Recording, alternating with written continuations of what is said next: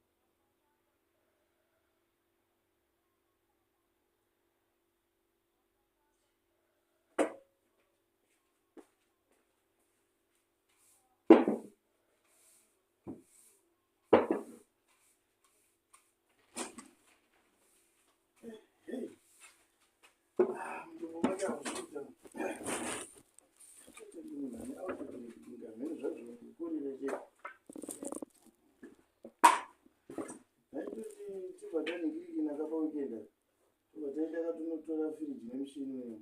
tikatandotenga mukawani handi mari yedu yakuita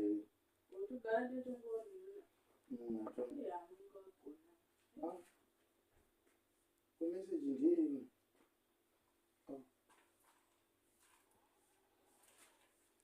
kumari yadhirewana newe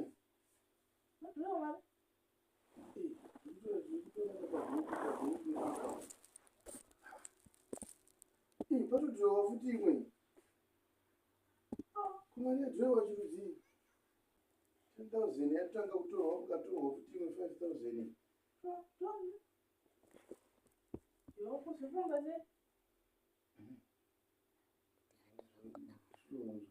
zvafamba sei bosi ndatinge ndatosiya foni yangu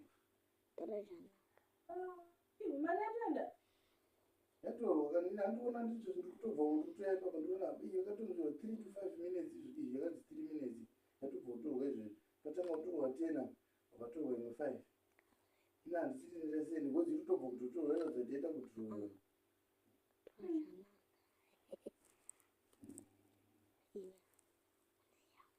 kwini ndazohekwa chirudziko kufacebook yangu nditori offline izvi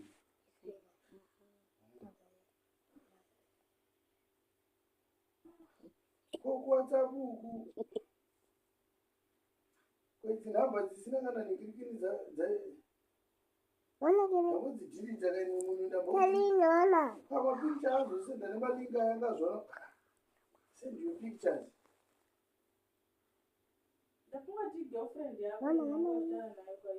woman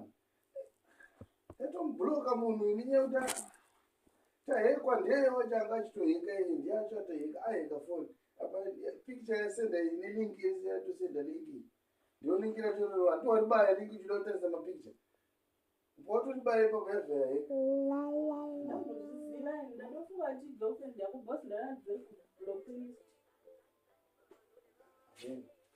15,000 yese yaenda girlfriend yaenda negirlfriend ndiyo girlfriend yachena